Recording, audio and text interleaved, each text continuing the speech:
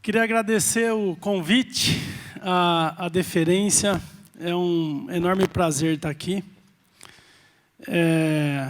Estou surpreso, estou muito surpreso pelo número de pessoas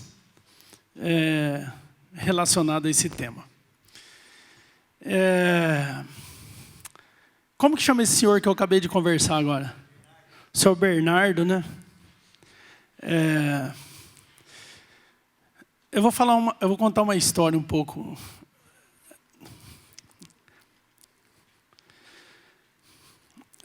Hoje, bom, eu fiz toda a minha qualificação, cheguei a professor titular super jovem, né?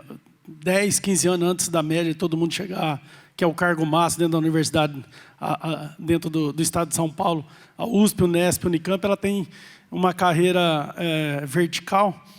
E para chegar a professor titular, só para vocês terem uma ideia, para cada 15 professores, só 2 conseguem chegar a ser titular. E eu cheguei a titular, com 2 anos depois que eu tinha defendido o doutorado, eu já era pesquisador do CNPq, que também é uma certa, vai medindo a tua qualidade, a tua produtividade, né? E 10 anos antes da média, 12 anos antes da média, eu já era professor titular, né? Hoje eu sou pesquisador 1A do CNPq, que é uma elite, principalmente na área agronômica, é uma elite de pesquisadores, né? Fui o primeiro latino-americano a ser editor da principal revista de ciência da Europa, que é a European Journal of Agronomy. Então você vai achando que você sabe tudo, que você está lá no top, né? E a gente tem que ter a humildade de reconhecer que a gente não sabe nada. Por que eu falo isso, né? O primeiro trabalho da Unesp, a Unesp esse ano saiu como a 2ª melhor universidade da América Latina, das universidades jovens. O primeiro trabalho premiado por uma revista norte-americana da Unesp, na área de ciências agrárias, foi um trabalho meu, inclusive estudando braquiária, sistemas integrados, mostrando que braquiária solubiliza fósforo, enfim. E como que eu entrei nesse tema? Na verdade, a ciência ela vai correr atrás do agricultor, ela vai correr atrás do senhor Bernardo. Muitas vezes a ciência ela não está na fronteira desse conhecimento. É o agricultor, através de observações dele, e a ciência põe uma série de dúvidas, muitas vezes não acredita, e aí está vendo que, né, porque o agricultor ele depende daquilo. Eu dependo do governo. Dependo de cada um aqui que é produtor pagar imposto e meu salário vem através do imposto. Agora, o agricultor ele depende daquilo. Se ele está usando aquilo está dando certo, ele está ganhando dinheiro, ele não vai rasgar dinheiro, né? O esporte dele não é rasgar dinheiro. E a gente tem que ter humildade de correr atrás e tentar entender como que isso funciona. Então, a hora que você acha que você está lá no ápice da carreira, você já resolveu tudo, você tem que entrar no pré-primário, depois na primeira série, você tem que começar tudo de novo, entendendo? Como que nós começamos a trabalhar com isso, né? Então, de novo, uma demanda de agricultor. Botucatu está perto ali de Barra Bonita, Lençóis Paulista, e tem um grupo de fornecedores de cana da Zilor. A Zilor trabalha num sistema, no caso ali a Zilo Lorenzetti, a usina Barra Grande, ela trabalha num sistema de franquia. As áreas dela, ela passou para o fornecedor. É um sistema de franquia, é meio diferente do restante, que eu sou fornecedor. Não, lá é um sistema de franquia. E esses agricultores começaram a usar pó de rocha e começaram a observar aumento de produtividade. Quem é do setor canavieiro aqui vai conhecer o Luiz Carlos Dalben, da Agrícola Rio Claro, que dá muita palestra em eventos de cana. Teve ano passado dando palestra aqui para o Trivelim, aqui em Dourados, no evento que tem de cana sempre ali com o Trivelim. O Jorge Morelli, quem conhece o Jorge Morelli é um dos autores do Boletim 100 na área de cana. Enfim, esse pessoal me chamou, eu fui lá ver algumas áreas, e a cana maior do que umas faixas, a cana bem maior. Pessoal, o que você acha que está acontecendo aqui e tal? Tipo uma pegadinha do Faustão, sabe? Chegou uma hora que eu dei 10 mil opções. Vocês estão... Fez calagem melhor, fez fósforo, ou nitrogênio, enfim. Chegou uma hora que eu falei, então está vindo alguém aí escondido à noite aqui jogando nitrogênio nessa cana. Porque a cana estava maior. Nós estamos usando pó de rocha. Vocês estão loucos. Isso vai milhões de anos para intemperizar. Saí de lá nervoso, pessoal. Essa é a verdade. Porque, estou estudando, né? Sou pesquisador lá do CNPq, mais de 100 artigos em inglês e tal. Aí, falei, por quê? Aí cheguei, era um domingo, eu fiquei pensando na minha casa, porque o Dalben mandou mensagem, Cristóvão, você precisa dar uma mão para nós. E eu falei, por que eu estou nervoso? Por que eu estou? E aí eu falei assim, eu estou com paixão, né? E eu preciso de me posicionar como pesquisador. Aí eu voltei a conversar com esse pessoal, e nós começamos um projeto. E eu fiz uma proposta para uma orientada que está aqui na frente, que é a Miriam. Falei, Miriam, tem um projeto para a gente desenvolver. Você está afim? Só que ele é um projeto, para quem é católico, funciona mais ou menos assim, é um projeto, ou nós vamos para o céu, ou nós vamos para o inferno. Nesse projeto não tem purgatório. Não adianta ficar rezando o ano inteiro, fazendo terço para sair do purgatório e ir para o céu. Não tem. Ou vai para o céu ou vai para o inferno. E nós começamos o projeto. E o projeto, para nossa surpresa, ele deu um baita de uns resultados. Um resultado, só para vocês terem uma ideia, diária, com 12 blocos, quem entende um pouquinho de estatística, a gente tinha 12 repetições para a mesma área, chegando a dar 42 toneladas de cana a mais. Uma cana de 110 toneladas, ela foi para 150 e poucas toneladas.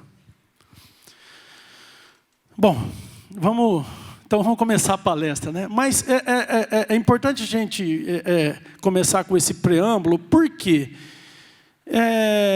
Porque a gente precisa de ter a humildade, né? Dar uma surra na vaidade toda manhã, entender que tem coisas que a gente ainda não domina. A gente pode não ter ferramentas analíticas, ou a gente não está concatenando uma ideia com a outra para chegar e explicar o resultado. Mas que o resultado dá, ele dá. Então a ciência precisa correr atrás disso daí. Como que eu comecei a trabalhar com isso? Tá? Eu comecei a trabalhar com fonolito. Fonolito é uma rocha ali de Minas, né? Que ele tem potássio, uma porcentagem considerável de potássio solúvel. E nós começamos a comparar com o KCl. E ele não perdia do KCl. A maioria das vezes ele até ganhava do KCl. A gente substituindo o KCl. Só que o teor é 8%, tem uma rocha agora com 14%. O KCl tem 60%. Então, o volume que eu tenho que aplicar é maior. Mas ele tem vários outros elementos. Mais recentemente, nós começamos a trabalhar com uma outra rocha, que é o dunito, que ele é uma fonte principalmente de magnésio, com uns resultados muito interessantes, né? E nós temos muito problema, às vezes, de balanço. Né? A gente trabalha muito com NPK e esquece do magnésio, que é um elemento esquecido. E a gente teve uns resultados bem interessantes. Inclusive, nós tocamos indiretamente um projeto até lá na Itamaraty do Norte, lá no Blairo Maggi, com esse material, com aumentos até de 12 sacas de soja por hectare. Então, e aí o tal do pó de basalto, né? Bom, o que é a rochagem, né? Acho que alguém vai definir melhor do que eu. É uma outra coisa importante. A minha dúvida, sempre o meu questionamento é o seguinte: por que está dando esse resultado? Mas essa é uma área, esse é um manejo que ele não envolve o conhecimento basicamente de produção de planta, produção vegetal. Para a gente entender e manejar e tirar o melhor resultado possível disso, a gente tem que interagir, né, integrar várias áreas, como mineralogia, geologia, química de solo, fertilidade do solo, fisiologia de planta, microbiologia. Tudo isso está integrado. E o que a gente faz como pesquisador? Eu estudo só minha área, é tudo muito segmentado. E aí você não acha as explicações para as ferramentas que você está acostumado a avaliar. Então, isso é uma coisa importante para esse tipo de trabalho. A gente tem hoje, né, uma lei, né, que respalda toda essa questão de remineralização, né? Então, o material de origem mineral, redução e classificação do tamanho da partícula, que ele altere os índices de fertilidade. Isso nem sempre vai acontecer, porque o que a gente tem observado quando você usa, no caso, o pó de basalto, muitas vezes ele induz mais a microbiota, ele nutre mais a microbiota do que a planta, e essa microbiota é que vai fazer aumentar a produtividade. Né, que ele tem macro e micronutrientes, que ele melhora as propriedades físicas, físico-química ou atividade biológica. E muitas vezes as explicações elas estão aqui e não aqui. E aí, os índices que nós temos de fertilidade estabelecido para fertilidade para produzir super bem, muitas vezes você não precisa de estar com 70% de saturação por base. Às vezes com 40% produz igual de 70%. Porque está interagindo outros fatores. Isso é importante. A gente precisa de entender isso. Mas que é assim que funciona, é assim. Eu estou assim, nesse assunto ainda, eu estou meio... Sabe o Chicó lá da Alto da Compadecida? Não sei. Só sei que é assim. É igual no filme. Mas é assim. A calagem, né, os usos mais comuns de pó de rocha. Calagem, com foco em correção, a fosfatagem, aumentar fósforo, né? A gente tem, no caso do remineralizador, o objetivo ele é diferente, porque a gente quer botar multielementar. E uma outra coisa que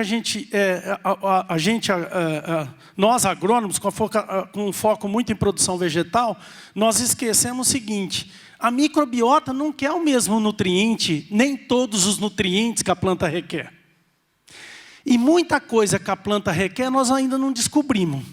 Como que foi feito para descobrir a essencialidade do níquel? Esse é um exemplo. Como é que foi feito?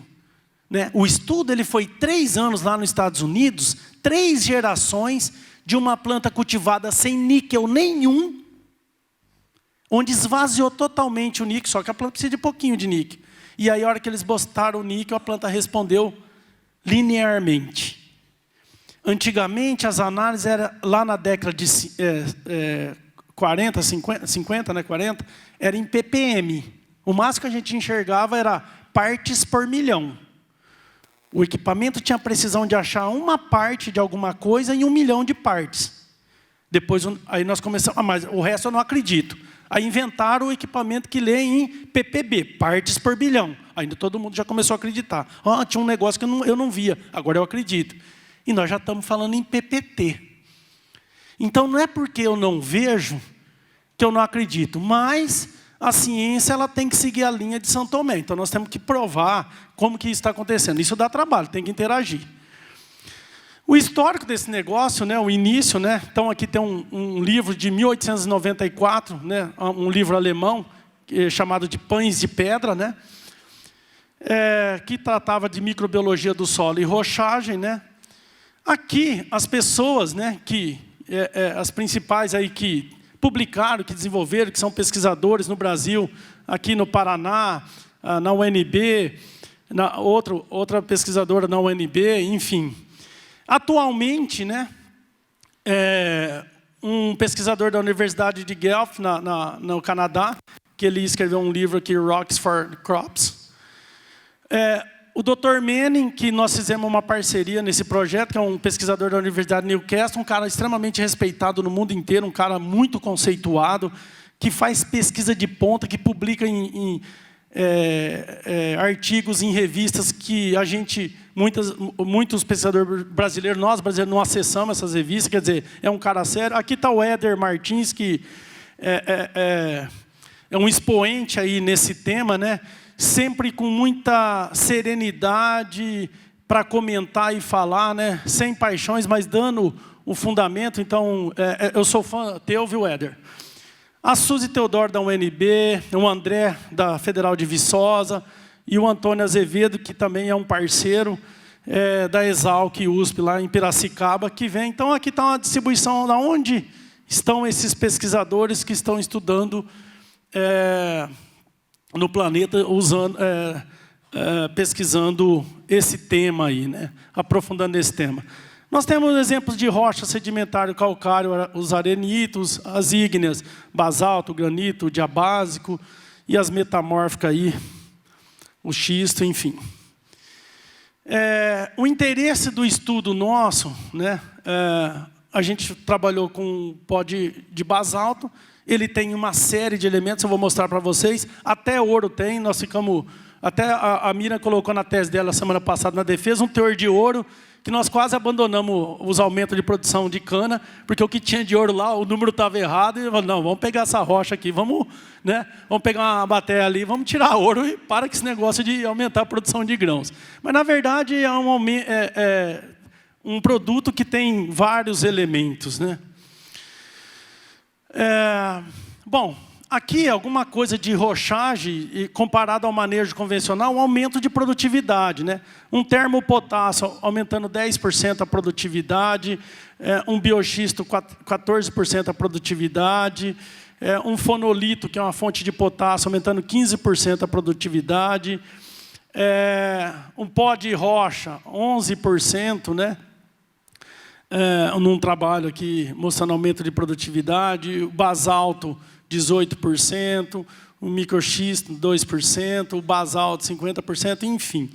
Em várias culturas, soja, milho, trigo, cana, mostrando alguns trabalhos no mundo publicados que mostram que aumenta realmente a produtividade, né?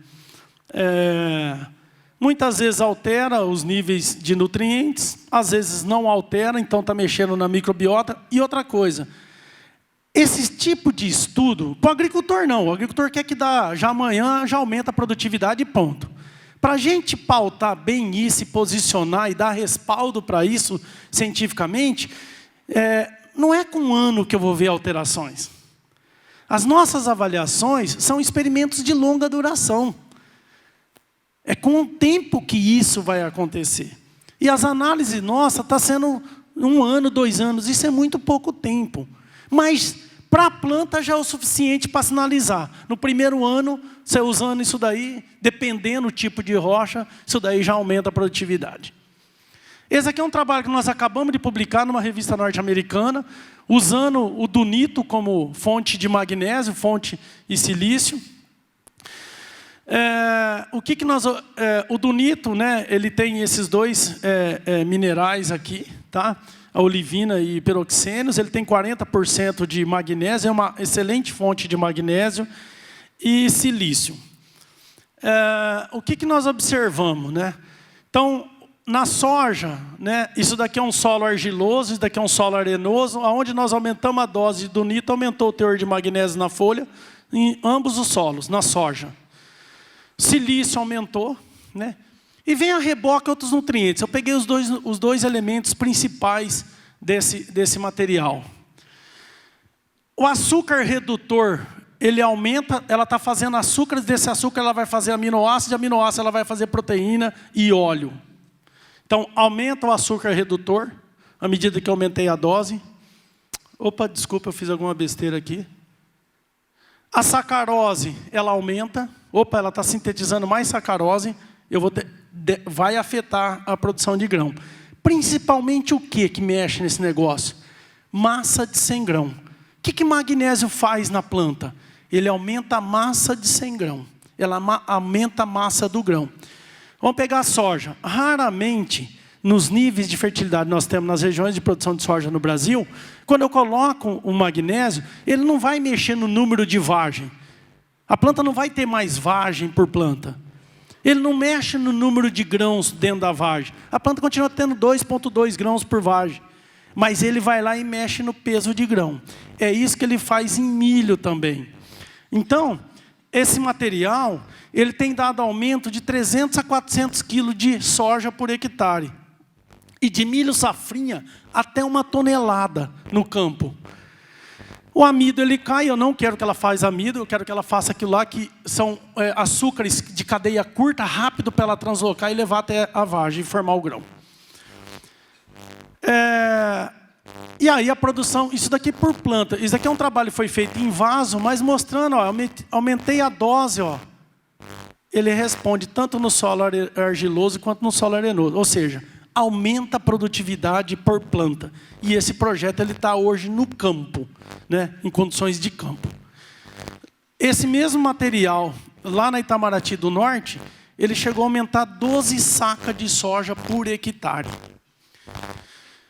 O que esse material faz? Ele tem efeito alcalino, então ele corrigiu o pH, ele tem efeito de correção de pH aqui no argiloso, no arenoso até uma certa dose. E o teor de magnésio no solo, ó, ele aumenta. Ó, né?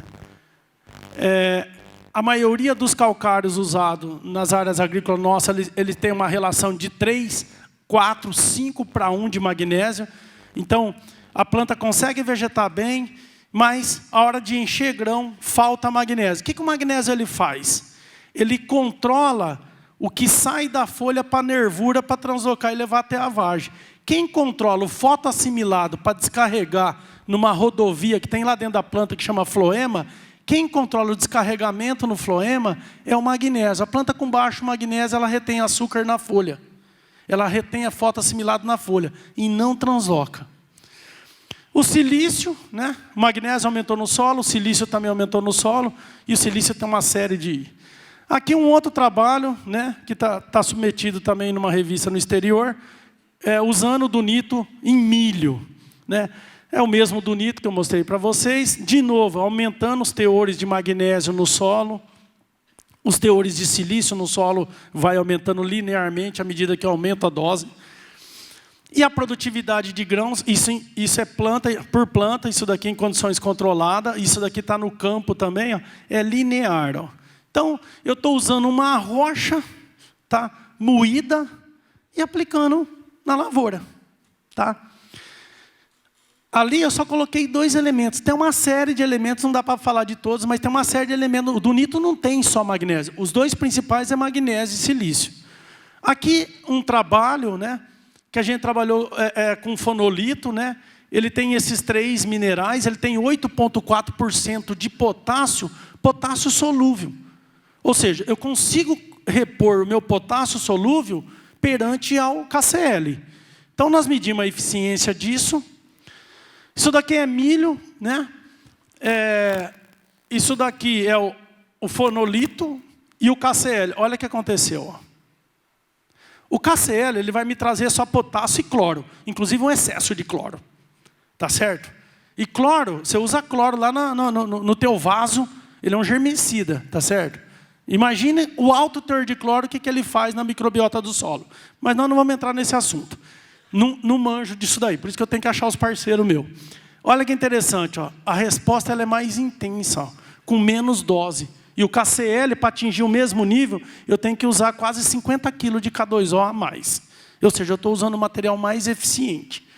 Na soja, ó, levemente superior. Ó, né? Esse trabalho é bem antigo, já foi na 2008, 2009, depois nós publicamos em 2013, num congresso. Olha no arroz, né? E aqui não tem diferença estatística. Eu vou mostrar depois esses dados, tudo junto analisado. O KCl foi levemente superior, mas sem diferença estatística. Eu pego esse mesmo ponto dele aqui, com esse mesmo ponto, a diferença aqui não passa de 50 quilos. Eu estou usando uma rocha, vou pagar bem mais barato, teoricamente, né? E vou colher ainda lá na frente benefícios. Olha no feijão. Aqui, à medida que aumentou a dose, no caso aqui o KCl ele foi melhor, mas não deu diferença estatística. Eu estou falando aqui de quase 2.000 quilos e aqui deu 100 quilos de feijão a mais com KCl. O fonolito, né, também, usando ele para ver o efeito residual, né, em relação ao potássio. Então, aqui nós estamos trabalhando com 2 fontes, né? Então, eu tenho primeiro o KCl, que é o K1, o K2 é uma rocha, né? Um potássio silicato, e o K3 é o fonolito in natura. Ele só está moído. Um tem 11% de K2O, o outro tem 8,4% e o KCl 58%. Isso é efeito residual. Nós não tivemos diferença de fonte. Ou seja, com o tempo, esses materiais eles vão solubilizando e vão liberando. E eu dei uma paulada de KCl. Não tem diferença, só teve resposta ao potássio. Ou seja, isso prova, tanto no milho, quanto na soja, quanto no trigo, que essa fonte vai fornecer potássio tranquilamente para essas culturas. E com efeito residual. Porque poderia falar, não, consumiu tudo aquilo que estava solúvel e não vai ter efeito residual nenhum. Não, tem efeito residual. Opa, desconfigurou aqui, mas olha o milho. Aqui um outro efeito no milho, né, em grãos e matéria seca, no milheto. E na soja também deu uma desconfigurada aqui, apagou um pouco.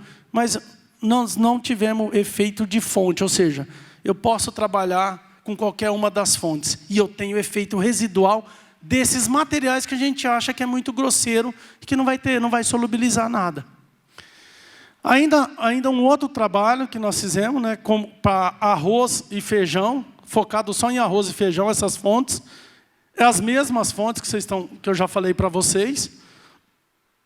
Nós não tivemos, olha só que interessante, essa é a diferença entre fonte. Em nenhum ponto nós tivemos efeito, ou seja, essas fontes fornecem, né? Eu vou pegar aqui o quadrado, é o KCl, com 20 quilos, ele já atingiu o máximo em arroz de sequeiro, né? Eu pego esse triângulo aqui, eu estou atingindo ao mesmo ponto para essa fonte, que é o K2, tá? O K2 ele tem 8,4%, né? Essa linha redonda aqui que vocês estão vendo é o K1, que ele tem 11%. Com 20 quilos, mais ou menos, ele já atingiu quase praticamente a máxima produtividade. Mostrando que são fontes alternativas que vai fornecer e atingir os tetos produtivos muito próximos. Feijão, a mesma coisa. Esse é o KCl, essa linha, né? A outra linha toda pontilhada aqui que nós estamos vendo é dessa bolinha, que é o K2, que ele tem 8%. E o que nós temos maior concentração, que a bolinha é o de 11%, né? O KCl, só para vocês terem uma ideia. E esse de baixo aqui é essa fonte, que é o K2, que ele tem 8,4%. Provavelmente, nessa maior dose, pela maior solubilidade dessas duas, pelo maior teor, deu levemente superior em termos de produtividade. Nós estamos falando de 2.100 kg de arroz e para 1.900. Um pouquinho mais de 1.900, ou seja, 150 kg a mais. Vale, lógico que vale. Mas mostrando que essas fontes elas solubilizam e vão liberar. Aí nós usamos isso em área total, fazendo uma comparação de uma potassagem com KCl e com essas fontes. De novo, né? Aqui nós usamos uma outra fonte que ela chega quase a 14% de K2O, né? E olha só, nós tivemos aqui o teor na folha, não teve diferença. À medida que eu aumentei as doses até próximo de 50 kg, o teor na folha de potássio aumentou, ou seja, essa fonte está nutrindo a planta com potássio. E aí nós tivemos algumas diferenças. Diferença do comportamento dessas doses, né? A primeira dose sumiu aqui, mas na verdade é o K3. Essa fonte K3 aqui, com 50 kg, ela foi mais eficiente que o próprio KCl e que a outra fonte mineral da rocha, né? Mas mostrando que o comportamento ele segue em quase a mesma tendência e muitas vezes essas rochas acabam dando um resultado até superior com uma fonte totalmente solúvel, né? No milho, né, o teor de potássio ele aumenta, sem diferença na fonte, e o teor de silício também aumentando. Aqui, a produtividade de milho, o quadrado é sempre o KCl, vocês estão vendo o KCl aqui. À medida que eu aumentei a dose de KCl, cheguei a 200 kg de K2O no milho, olha o que aconteceu.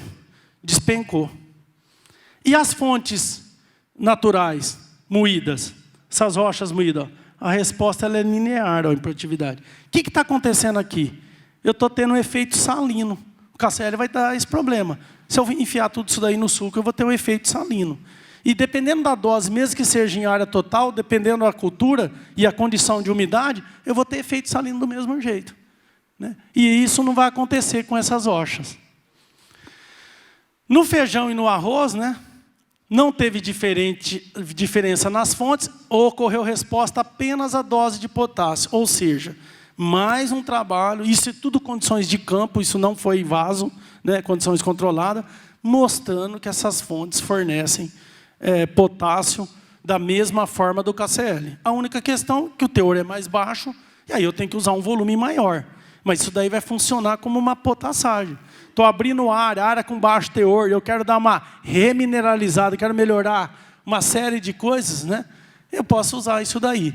O que vai me limitar é distância, né? Eu tenho distância, frete, é isso que vai pegar nesse tipo de material, porque vai depender de onde que está a jazida.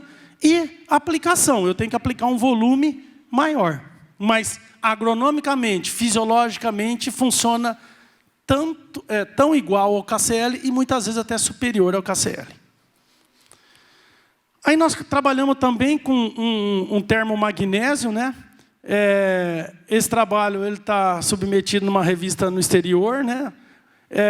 O termomagnésio, na verdade, ele vai ter esse mineral aí que é a forsterita, e esse material ele é resultante de um processo de extração de níquel numa siderurgia em Minas Gerais. E sobra esse material aqui, ó, tá? Ele tem 28% de óxido de magnésio. Olha que interessante. Aumenta o teor de magnésio, né? Tanto no solo argiloso quanto no solo arenoso, igual o do nito, eu mostrei para vocês. Aumenta o teor de silício na folha. E aumentou a produtividade de milho. Nos dois solos, né? No solo arenoso, essa resposta é mais intensa por ter menos magnésio, um solo mais pobre. Mas a resposta ela foi igual em ambos os solos. O pH ele aumenta porque ele tem efeito corretivo e corrige a acidez, né? No caso do arenoso, atingiu até um ponto e estabilizou. Mas mostrando que tem efeito. No solo, aumentou o teor de magnésio, ele disponibiliza, ou seja, disponibilizou o magnésio no solo, e a planta enxergou e estava numa forma solúvel, e a planta conseguiu pegar esse magnésio. No milho, né, a mesma coisa, né, resposta em termos de silício no milho, nos dois solos, né.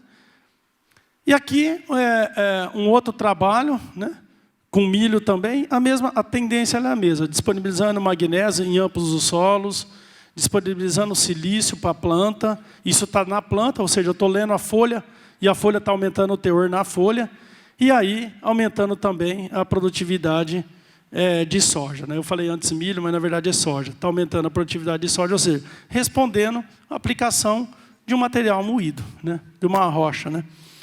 Os atributos no solo também, corrigiu o pH em ambos os solos, o magnésio aumentou no solo e o silício também aumentou no solo.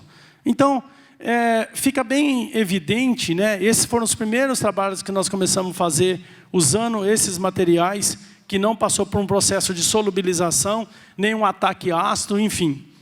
E aí, nós chegamos até essa tese da Miriam, que foi com cana, que aí era um pó, realmente, um pó de basalto, né? E que nos proporcionou, ou nos presenteou com uns resultados que não é da Terra, né? Veio de Marte esses resultados, e a gente ficou muito surpreso. Quando nós apresentamos, a Miriam ela ficou lá na Universidade de Newcastle e teve um congresso na Grã-Bretanha sobre sustentabilidade, onde envolvia várias coisas, resíduo de hospitais, a parte de computador, era sustentabilidade em todos os assuntos, né? Em todos os aspectos aí, da vida humana.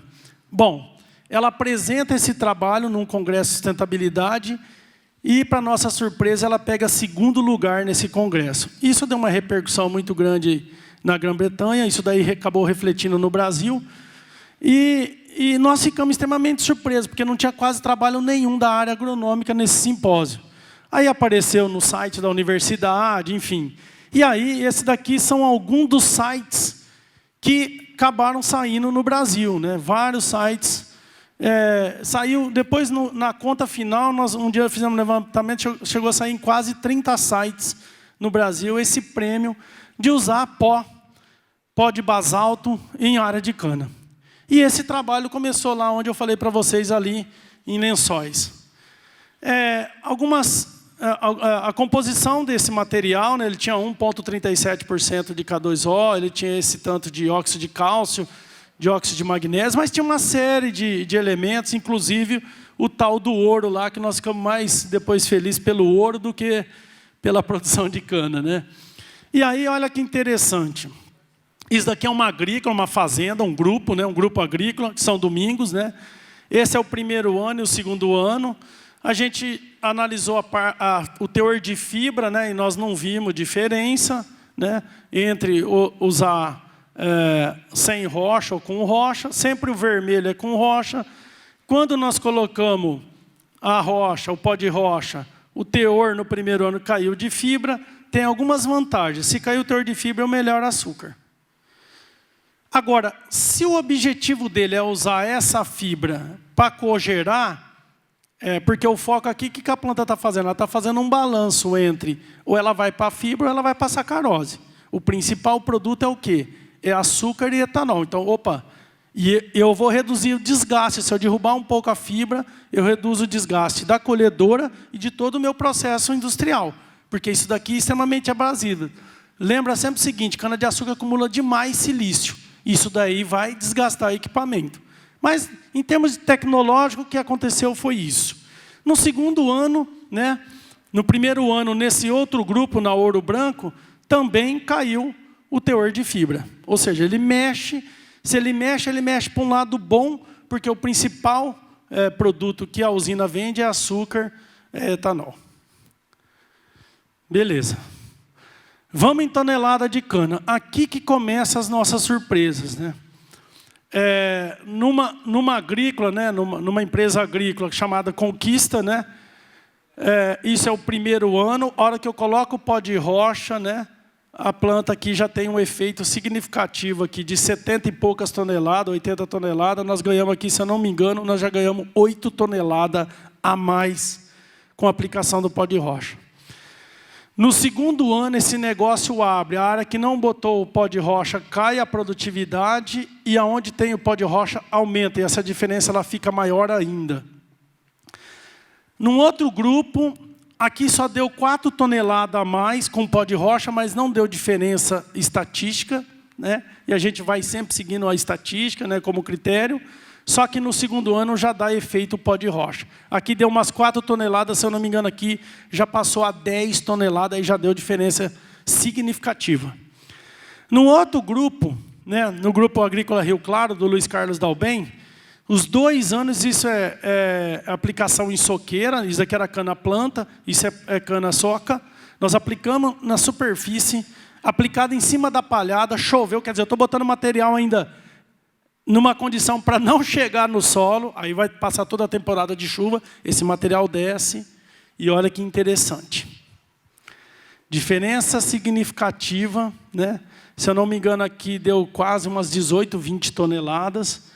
Diferença significativa também o segundo ano.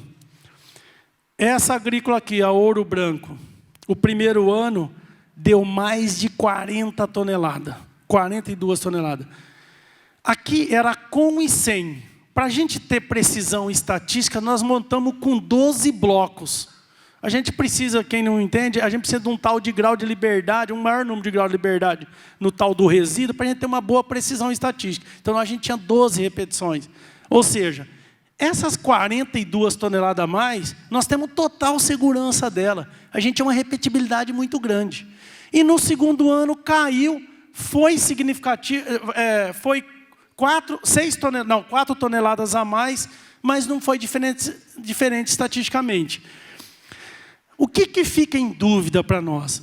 Fica em dúvida isso daqui. Por que aqui foi levemente superior, mas não deu um baita diferença? Esses são os questionamentos.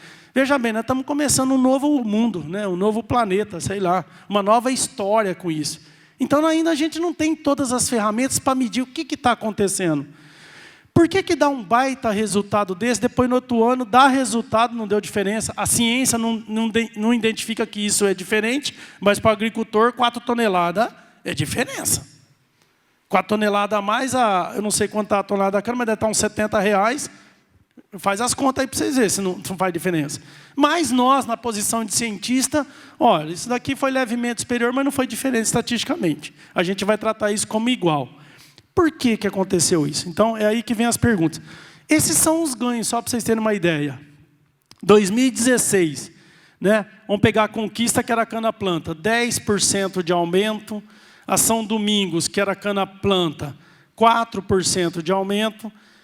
Rio Claro, isso daqui é tudo cana-soca, 8% e 27% de aumento de tonelada de cana. Quando eu vou para o segundo ano, eu estou vendo o efeito residual, eu não reapliquei, eu estou vendo só efeito residual. Olha que interessante, 36% na Conquista, 4% na São Domingo, e foi diferente estatisticamente, 9% na Rio Claro, está aqui, ó, 9%, e 2% apenas aqui na Ouro Branco, que tinha dado 27%.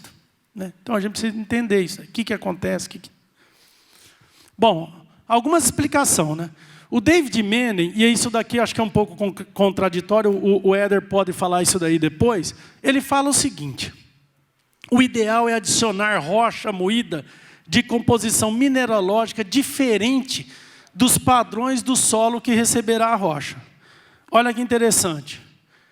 Aqui o que eu apliquei era diferente. Aqui só para vocês terem uma ideia. A jazida está aqui, ó, nessa formação rochosa aqui verde, na região. Isso daqui é o mapa da região. Eu apliquei rocha diferente da formação do solo da Ouro Branco, deu um baita resultado. Lembra da Rio Claro? Sempre deu diferença, e as diferenças extremamente significativas, todo ano aumentando. Beleza. Eu pego a outra, a Conquista, a formação rochosa da rocha que eu estou usando está aqui, e a formação rochosa, a formação do solo da Conquista é diferente. Também deu resultado. Aonde que bagunçou o resultado? Bagunçou o resultado na São Domingo, porque é a mesma formação. Realmente isso tem a ver? É isso que a gente precisa de aprender.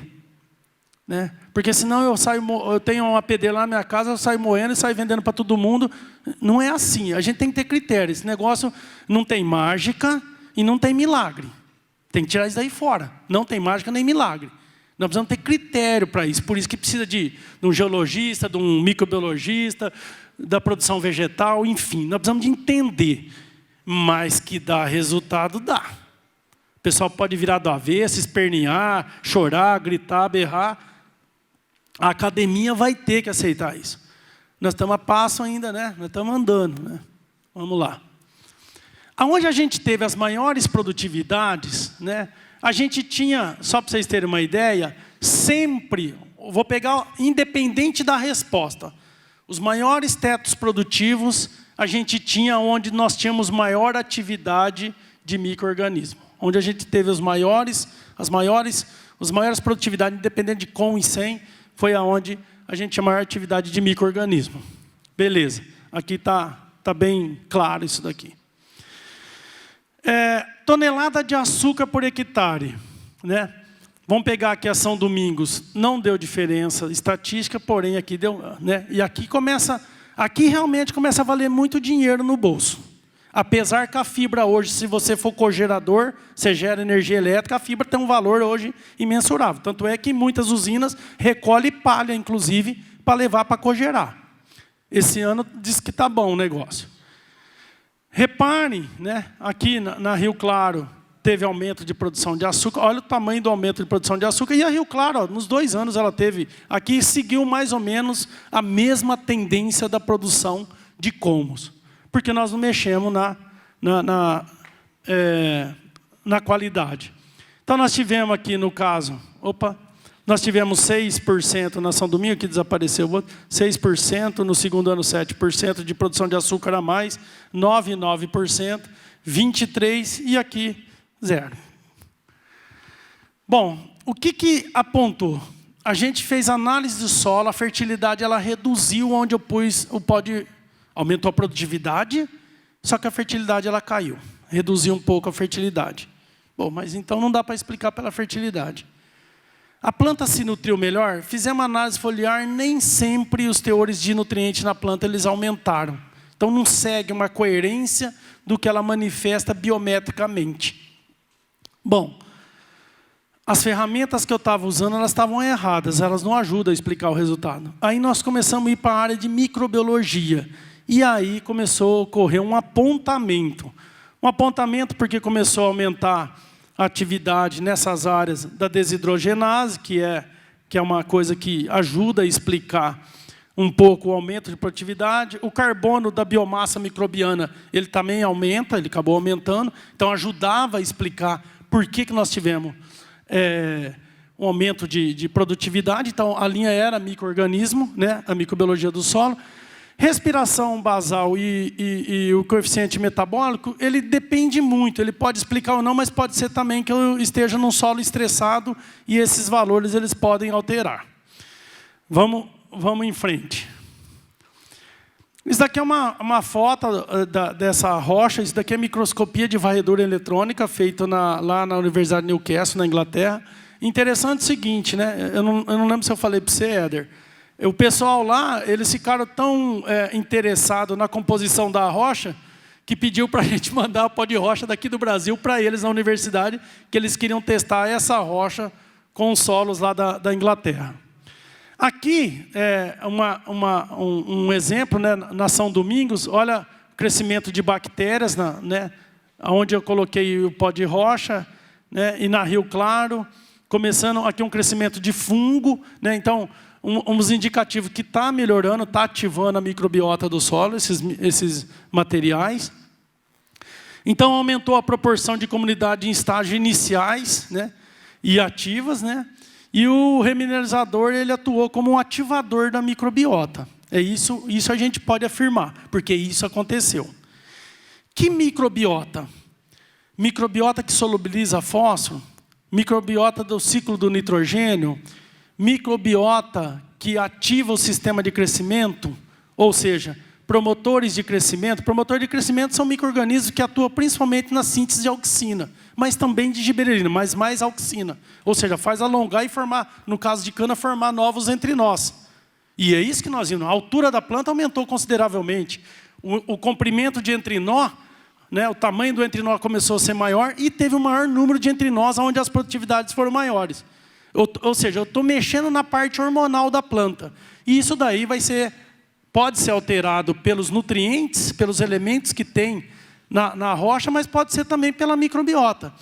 Eu estou melhorando o metabolismo secundário da planta, ou seja, essa planta, ela tolera mais a seca, onde eu aplico o pó de rocha, ela tolera. Se ela tolerar, eu posso estar mexendo no metabolismo secundário. A planta está fazendo mais ácido salicílico, mais ácido jasmônico e tolera mais fitotoxicidade de herbicida, tolera mais estresse hídrico, tolera mais frio, tolera mais geada, por exemplo. É isso que a gente precisa de tentar explicar e ver o que está acontecendo dentro da planta. Então é um caminho longo, é isso que eu falo. Nós estamos no meu caso, eu estou no pré-primário. O Éder já está na 4ª série, 5ª série, já está indo já para o 1º colegial, mas você está entendendo? A gente está ainda gatinhando, a gente está tentando, o que está acontecendo com a planta? Mas dá resultado? Dá. Mas é o caso do Chicó, só sei que é assim. Não sei, só sei que é assim. Aqui, vários elementos que esse material ele tinha, né? Então, aqui, ó, várias leituras do que esse material tinha, né? Análise química desse pó de rocha. Então, assim, tem um monte de elemento que a gente não considera como nutriente para a planta, mas pode ser nutriente para a microbiota. Quem entende de microbiota fala disso. E aí, eu estou ativando algumas comunidades que vão interagir com a planta.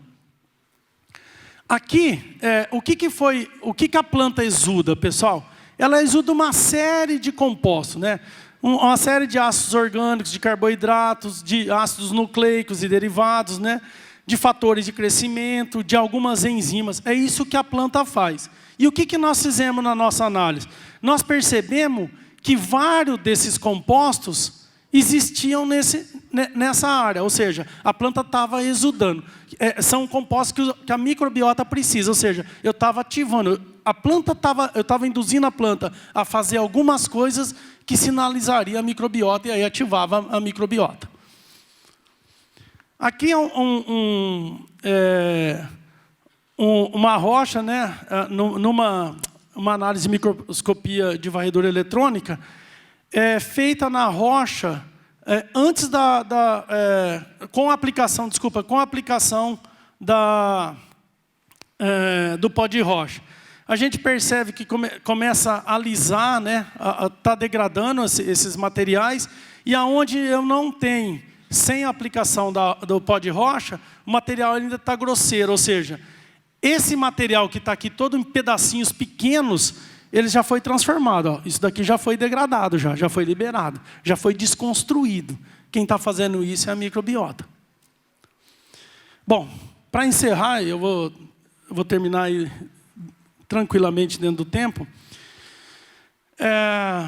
Eu vejo, hoje o Brasil, nós dependemos no mínimo de NPK, no mínimo de 70% de importação. Fósforo hoje, mais ou menos, nós dependemos de 70%.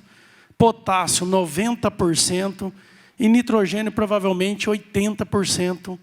A nossa agricultura, ela depende. Nós somos extremamente dependentes. Nós podemos ser aí a grande fronteira, o pulmão agrícola do mundo, mas nós temos uma dependência muito grande disso daí. Qualquer mudança, né, desculpa a expressão, já quebra nossas pernas. Porque a nossa dependência, nós não temos dependência de 50%, moçada. Nós temos dependência, dependendo do nutriente, de 90%. Esse é um caminho, né, é um caminho, a gente precisa de entender melhor, posicionar melhor, dar mais embasamento. Muita gente manda zap para mim, liga para mim. Crucial, eu poderia substituir o calcário, eu poderia substituir. O Éder acho que tem muito mais embasamento para falar disso. Eu ainda não tenho embasamento para isso. Eu não tenho ainda uma ideia de calibração. Quanto que vamos pegar um pó de basalto, ele poderia substituir de algum elemento. No nosso caso, e isso que eu achei, hoje eu fico bem tranquilo, no nosso caso, quando nós colocamos, no caso, pó de basalto, numa área que ela foi adubada, tudo normal, certinho, ele aplicou NPK, tudo certinho, herbicida, tudo.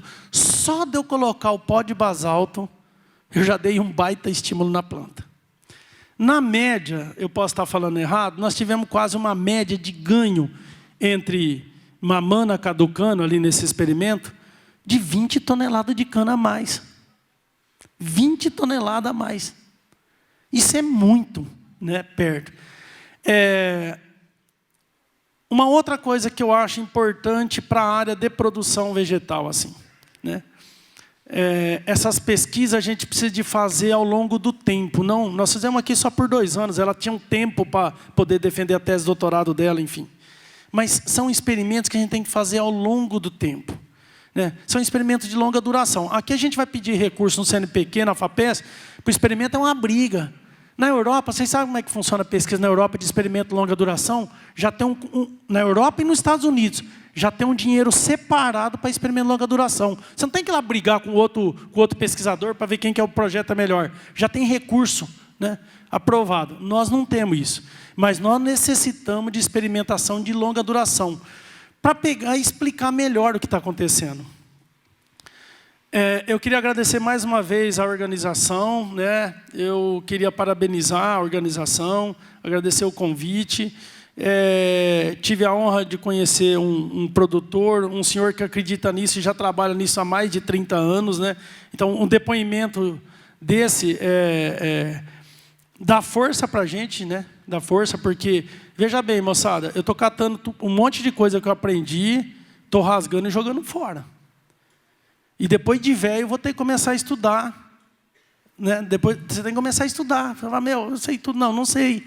Você precisa de começar a estudar. A gente tem que ter humildade, né, de falar assim, eu preciso de voltar a estudar. Porque essa é uma linha que é muito criticada pela academia. E a academia ela começa a colocar paixão. Então, não acredito, sou contra isso aí. Não, mas nem testou, nem experimentou, né? Tem gente, eu não gosto de jiló, tudo bem, mas tem gente que gosta de jiló. Agora, não tem que falar que jiló é ruim, entendendo? Então, nós precisamos de mais embasamento. O Brasil precisa disso daqui, né? Cabe essa linha tranquilamente, esse manejo, esse tipo de manejo, cabe tranquilamente, e nós vamos dar suporte para o agricultor. O principal para nós é o agricultor. Nós temos que dar suporte. Você vai usar isso, você não vai usar, o que você pode usar. E isso precisa de muita ciência. Obrigado mais uma vez e parabéns pelo evento. Um grande abraço a todos.